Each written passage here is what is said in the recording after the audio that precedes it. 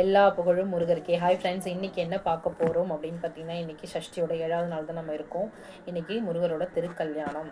So நான் உங்கள் வீட்டு பக்கத்தில் ஏதாவது முருகன் கோவில் இருந்துச்சு அப்படின்னா கண்டிப்பாக போங்க. முருகர்கிட்ட என்ன வேணுமோ கேளுங்க, கண்டிப்பாக கொடுப்பாரு. ஏதாவது கேட்குறத விட முருகா நீ எனக்கு துணையாக இருன்னு சொல்லி வேண்டிட்டு வாங்க, கண்டிப்பாக முருகர் உங்களை நல்லாவே பார்த்துப்பாரு. அது மட்டும் இல்லாமல் பெரிய பெரிய கோவிலுக்கு தயவு செஞ்சு போகாதீங்க. உங்கள் வீட்டு பக்கத்தில் குட்டி கோவிலாக ஏதாவது நடந்துச்சு, அதாவது திருக்கல்யாணம் நடந்துச்சுன்னா போங்க. ஏன்னா பெரிய பெரிய கோவிலுக்கு போனாலும் நம்மளால் பார்க்க முடியாது, அவ்வளோ ரஷ்ஷாக இருக்கும் இன்றைக்கி. ஸோ அதனால் குட்டி கோயிலாக இருந்தாலும் அங்கே போயிட்டு வந்துடுங்க. ஓகே ஃப்ரெண்ட்ஸ், இந்த 3 டேஸில் நம்ம வீட்டில் என்ன நடந்துச்சுங்கிறத உங்கள்கிட்ட ஒரு சின்ன ஷேர் பண்ணிக்கிறேன், அவ்வளோதான். சூரசம்ஹாரம். ஃபஸ்ட்டு நாள் வந்து நம்ம, அதாவது சூரசம்ஹாரத்துக்கு முன்னாடி ஃபஸ்ட்டு விரதம் எடுத்தது பார்த்திங்கன்னா ஊரில் எடுத்தோம். ஊர்லேருந்து எடுத்துகிட்டு வந்து நம்ம இங்கே இருந்தோம், அப்படியே இருந்துட்டு வந்தோம். நான்வெஜ் சாப்பிடல, மற்றபடி வந்துட்டு சாப்பாடு காலையிலே சமைச்சு கடவுளுக்கு, அதாவது முருகருக்கு நெய்வேத்தியம் பண்ணிவிடுவோம். ஈவினிங் ஏதாவது பண்ணி நெய்வேத்தியம் பண்ணோம். இப்படி தான் நம்மளோட விரத முறை இருந்துச்சு.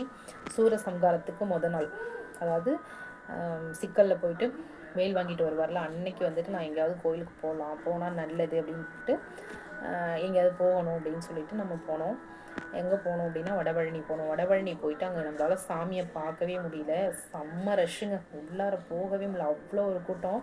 போயிட்டு பார்த்தோம். சரி ஓகே, நம்மளால் க்யூவில் போனால் எப்படியும் ஒரு 3 மணி நேரம் கிட்ட ஆகும். தம்பிக்கு எனக்கு ஃபீவர், ஸோ அதனால் நம்மளால் கண்டிப்பாக பார்க்க முடியாது.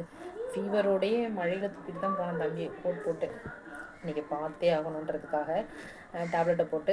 அங்கே போனால் அப்படி ரஷ்ஷாக இருந்தது. சரி ஓகே, என்ன பண்ணுறது அப்படின்னு சொல்லிட்டு உற்சவர் இருந்தார் அந்தாண்ட, அவரை போயிட்டு பார்த்துட்டு பூ வாங்கி கொடுத்துட்டு நல்லா மனசார சாமியை வேண்டிக்கிட்டு வந்தாச்சு. அன்றைக்கி வேல் பார்த்தா ரொம்ப நல்லதுன்னு சொன்னாங்க. ஸோ அன்றைக்கி போயிட்டு நம்ம வெயில் பார்த்துட்டு அன்றைக்கி வந்தாச்சு. ரொம்ப ரொம்ப ரொம்ப சந்தோஷமாக இருந்தது. அன்றைக்கி மறுநாள் சூரசம்ஹாரம். அன்றைக்கி பார்த்திங்கன்னா சஷ்டி, நம்ம மாதம் மாதம் இருக்கிற சஷ்டி தானே. அன்னையிலேருந்து விரதம், காலையிலேருந்து விரதம் எடுத்தோம். ஈவினிங் பார்த்திங்கன்னா கோயிலில் வந்து பிரசாதம் வாங்கி சாப்பிட்டுட்டு நம்ம விரதத்தை நம்ம முடிச்சுக்கிட்டோம். இங்கேருந்து ஈவினிங் போனோம், ஒரு 6:30 போனோம். அங்கே 7:45க்கு தான் ஸ்டார்ட் பண்ணாங்களே, அதாவது ஆமாம் 7:45க்கு தான் ஸ்டார்ட் பண்ணாங்க. 9 முடிஞ்சிட்டு நம்ம பிரசாதம்லாம் வாங்கிட்டு வரத்துக்கு 10 வீட்டுக்கு வரத்துக்கு ஆகிடுச்சு. வாங்கிட்டு வந்தோம்.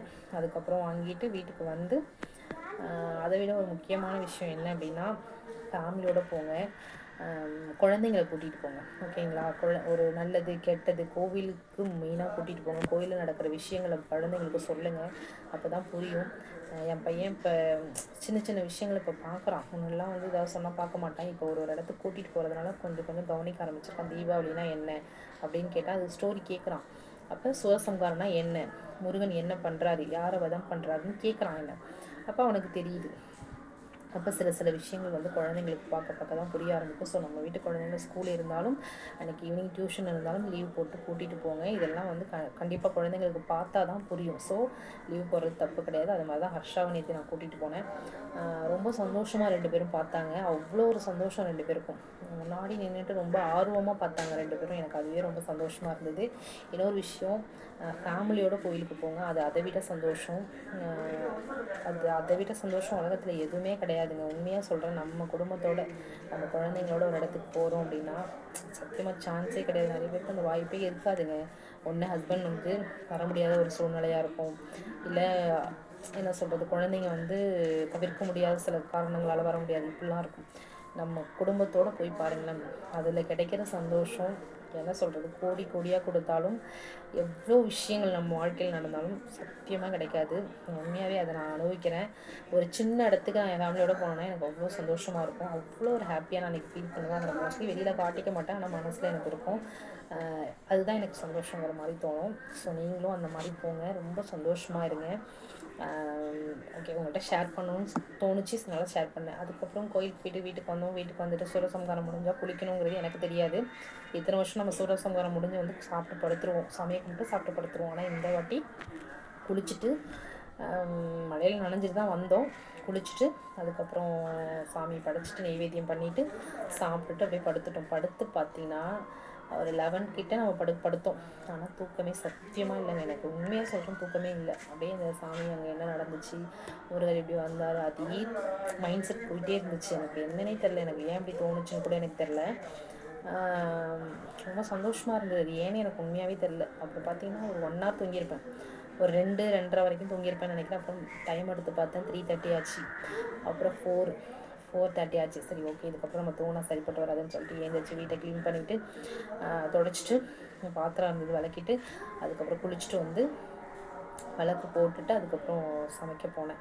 சமைச்சிட்டு அதாவது சாம்பார், அதாவது நான் இன்றைக்கி திருக்கல்யாணம் இல்லையா, ஸோ நம்ம முருகருக்கு நம்ம எதாவது ஸ்பெஷலாக பண்ணணும் இல்லையா, அதனால் சொல்லிவிட்டு சாம்பார், ரசம், பருப்பு ரசம் வச்சுட்டு 2 பொரியல் பண்ணிவிட்டு வடை பாயசம் எல்லாம் பண்ணேன். ரொம்ப சந்தோஷமாக இருந்தது. காலையிலே பண்ணிவிட்டு அப்புறம் ஹஸ்பண்ட் எடுப்பேன்னா அவங்க ஏஞ்சி விரதம், நானும் அவங்கள தான் பார்ப்போம். பசங்களுக்கு லீவ் இன்றைக்கி, ஸோ அதனால் நாங்கள் விரதம் பண்ணோம். விரதம் பண்ணிவிட்டு நம்ம பக்கத்து வீட்டில் அப்புறம் எங்கள் ஹஸ்பண்ட் ஆஃபீஸ்க்கு கொஞ்சம் கொடுத்து வச்சுவிட்டா ரொம்ப ரொம்ப ரொம்ப மனசுக்கு திருப்தியாக இருந்து ரொம்ப சந்தோஷமாகவும் இருந்தது. ஏன் தெரியுமா, எப்படி சொல்கிறதுன்னு தெரியல எனக்கு. முருகருக்கு நம்ம அவரோட கல்யாணத்துக்கு நம்ம வந்து ஏதோ ஒன்று பண்ணுறோமே, ஏதோ ஒரு இடத்துல நம்ம பண்ணுறோமே அப்படிங்கிற ஒரு சந்தோஷம் எனக்கு காலையிலேருந்து இருந்தது. ரொம்ப சந்தோஷமாக இருந்துச்சு. அது எப்படி எனக்கு சொல்கிறதுன்னு தெரில. கண்டிப்பாக நீங்களும் அந்த மாதிரி பண்ணுங்கள். உண்மையாகவே அது உணர்ந்தால் தான் புரியும்னு நினைக்கிறேன். பண்ணுங்கள் அது மாதிரி. அப்படி இல்லை என்னால் சமைச்சு கொடுக்க முடியல, நான் ஆஃபீஸ் போகிறேன், இல்லை நான் என்ன பிஸி அப்படின்னு சொல்லிட்டு நினச்சின்னா கூட ஏதோ உங்களால் ஒரு கடையில் வாங்கி ஒரு நட்ஸ் வாங்கி கொடுக்குறது, இல்லை அப்படின்னா ஒரு கேசரி கூட சீக்கிரம் பண்ணிடலாம், அது மாதிரி பண்ணுறேன், அந்த மாதிரிலாம் பண்ணி கொடுங்க. இல்லையா ஏதோ ஒன்று முருகருக்காக ஏதோ ஒரு நெய்வேத்தியம் பண்ணி யாருக்காவது கொடுங்க. அது கூட ஒரு சந்தோஷம்தான் நமக்கு. அதை விட முக்கியமான விஷயம், இன்றைக்கி ஈவினிங் கல்யாணம் நடக்கும், திருக்கல்யாணம் நடக்கும்.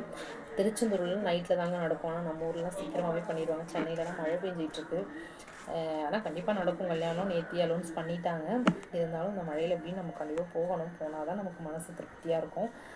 போயிட்டு முருகரோட அந்த திருக்கல்யாணத்தை பார்த்துட்டு வந்துடணும். நான் ஒரு சின்ன ரிக்வெஸ்ட் பண்ணுறேன். என்ன அப்படின்னா, இது எத்தனை பேர் இந்த வீடியோ பார்க்குறீங்கன்னு எனக்கு தெரியல. உணர்வுபூர்வமாகவே சொல்கிறேன், சாமியை நம்புறீங்களோ நம்பளையும் முருகரை நம்புங்க. உண்மையாக சத்தியமாகவே சொல்கிறேன், முருகரை நம்புங்க. என்னோடய வாழ்க்கையில் நிறைய சின்ன சின்ன விஷயங்கள் நடந்தது. கண்டிப்பாக நான் உங்கள்கிட்ட ஷேர் பண்ணுறேன். அது கேட்டிங்கன்னா உங்களுக்கு புரியும். இது வந்து சும்மாலாம் நான் சொல்லலைங்க, உண்மையாக சத்தியமாக சொல்கிறேன். ஒரு கஷ்டத்தில் நீங்கள் இந்த வீடியோ பார்க்குறவங்க ஒரு கஷ்டத்தில் இருக்கீங்களா, மன கஷ்டத்தில் இருக்கீங்களா, நீங்கள் ரொம்ப நல்லவங்களா அப்படியா இருந்தீங்கன்னா கண்டிப்பாக நீங்கள் முருகரை நம்புங்க. முருகர்கிட்ட போயிட்டு உங்களோட பிரார்த்தனையை வைங்க. கண்டிப்பாக உங்களுக்கு கை கொடுப்பாரு. ஒன்றுமே இல்லை, நீங்கள் வந்து அவருக்கு வந்து பெருசாக படையல் போடணும், பெருசாக அதை வாங்கி கொடுக்கணும், அதெல்லாம் இல்லவே இல்லைங்க.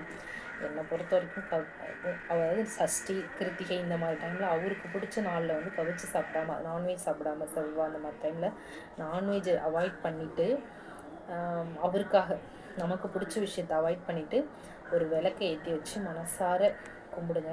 உங்களை கடவுள் நல்லா வைப்பார். நல்லா வைப்பாருங்கிறதுக்கு மீனிங் என்ன அப்படின்னு பார்த்தீங்கன்னா, மன நிம்மதியோடு இருக்கிறது தான். நீங்கள் எங்கே இருந்தால் மன நிம்மதியாக இருப்பீங்க, எங்கே இருந்தால் சந்தோஷமாக இருப்பீங்க, எப்படி இருந்தால் சந்தோஷமாக இருப்பீங்கிறத அவரே உங்களுக்கு உருவாக்கி கொடுப்பாரு. கண்டிப்பாக நடக்கும். எங்கே நிம்மதி இல்லையோ, எங்கே வந்து உங்களுக்கு சந்தோஷம் இல்லையோ அதை வந்து உங்களுக்கு எப்பயும் பண்ண மாட்டார். இது உண்மைங்க. எனக்கு நடந்த விஷயங்களை கண்டிப்பாக நான் உங்களுக்கு ஷேர் பண்ணுறேன். இதை பார்க்குற ஒவ்வொருத்தவங்களும் கண்டிப்பாக பக்கத்தில் எந்த முருகர் இருந்தாலும் இது வரைக்கும் இன்றைக்கி பார்த்தீங்கன்னா கோடான கோடி பேர் முருகரை கும்பிட்டுட்டு தான் இருக்காங்க. சப்போஸ் போகலை, உங்களுக்கு போகக்கூடிய சூழ்நிலை இல்லை அப்படின்னா கூட அந்த சூழ்நிலையை உருவாக்கிக்கிட்டு தயவு செஞ்சு போங்க. போயிட்டு உங்களுக்கு ஏதோ மனுஷனாக பிறந்தால் எல்லாருக்குமே ஒரு ஆசை இருக்கும், ஏதோ ஒன்று நமக்கு வந்து வேணும்னு நமக்கு தோணும். அப்படி இருந்துச்சு அப்படின்னா அதை போய் கடவுள்கிட்ட சொல்லுங்கள். எனக்கு இந்த நிலமையில தான் நான் இருக்கேன், இந்த சுச்சுவேஷன் எனக்கு இருக்குது, நீ எனக்கு சரி பண்ணி கொடு, உன்னை விட்டால் எனக்கு யார் இருக்கா அப்படின்னு சொல்லிட்டு முருகர்கிட்ட போய் நில்லுங்க. அதுக்கப்புறம் பாருங்கங்க. ஆனால் ஒரு விஷயம், அவர்கிட்ட உண்மையாக இருங்க. இது வரைக்கும் நீங்கள் என்ன கெட்டது பண்ணாலும், கெடுதல் செஞ்சுருந்தாலும் எல்லாத்தையும் தூர போட்டுட்டு அவருக்கு முன்னாடி உண்மையாக போய் நில்லுங்க. அவர் வந்து உங்களுக்கு வந்து பல பாதையை உருவாக்கி கொடுப்பாரு, உங்கள் கூட இருப்பார். இது நிச்சயம். என் லைஃப்பில் சின்ன சின்ன விஷயங்கள் இன்னும் சொல்ல முடியாது, பெரிய விஷயங்கள் தான். அதை நான் கண்டிப்பாக உங்கள்கிட்ட ஷேர் பண்ணுறேன். அப்போ தான் உங்களுக்கு புரியும். கண்டிப்பாக கோயிலுக்கு போவீங்கன்னு நினைக்கிறேன். ஓகே ஃப்ரெண்ட்ஸ், பாய், டாட்டா. எல்லா புகழும் முருகருக்கு.